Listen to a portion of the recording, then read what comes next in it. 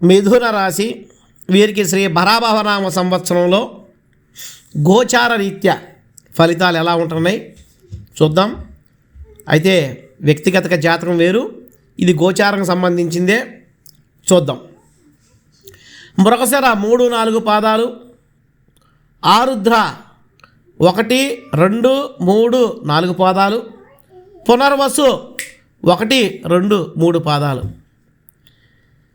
వీరికి ఆదాయం 8, వ్యయం 11, గౌరవం 1, అవమానం 7. ఈ రాశి వారికి శుభ అశుభ ఫలితాలు 2 సమానంగా మిశ్రమంగా ఉంటాయి అన్నమాట, అటు ఇటుగా. అయితే వీరికి సోదరులతో ఆస్తి వ్యవహారాల్లో కొంచెం తగాదాలు వచ్చే అవకాశం ఉంది, కాబట్టి చాలా జాగ్రత్తగా వ్యవహరించాలి. అలాగే ఆరోగ్య విషయంలో కూడా జాగ్రత్త వహించాలి. పిత్తాశయానికి మూత్రనాళాలకు సంబంధించిన సమస్యలు రావచ్చు. ఎందుకంటే దశమంలో శని ఉండటం వల్ల శ్రమ అధికంతో ఉద్యోగస్తులతోనూ ఈ గొడవలు కూడా వస్తూ ఉంటాయి.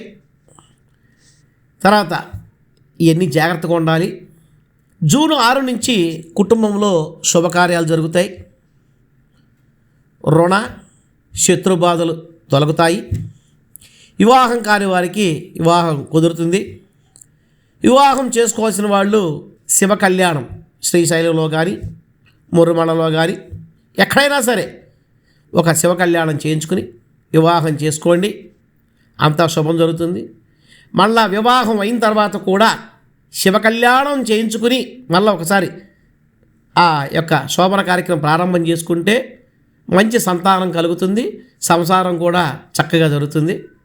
మరి వీరికి పరిహారాలు ఏంటంటే శివునికి రుద్రాభిషేకం మాత్రం, తర్వాత దత్తాత్రేయుడిక పారాయణ, దాంతోపాటు అనఘాష్టమి వ్రతం, ఇవి కనుక చేసుకుంటే వీరికి అన్ని విధాలుగా బాగుంటుంది.